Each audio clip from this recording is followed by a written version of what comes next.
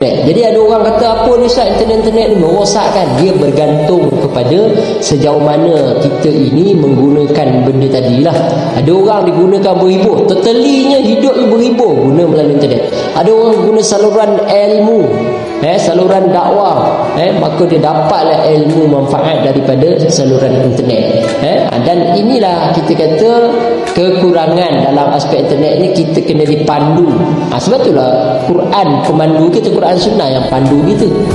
Maka iman yang pandu kita. Jangan kita salahkan internet, salahkan pisau pula.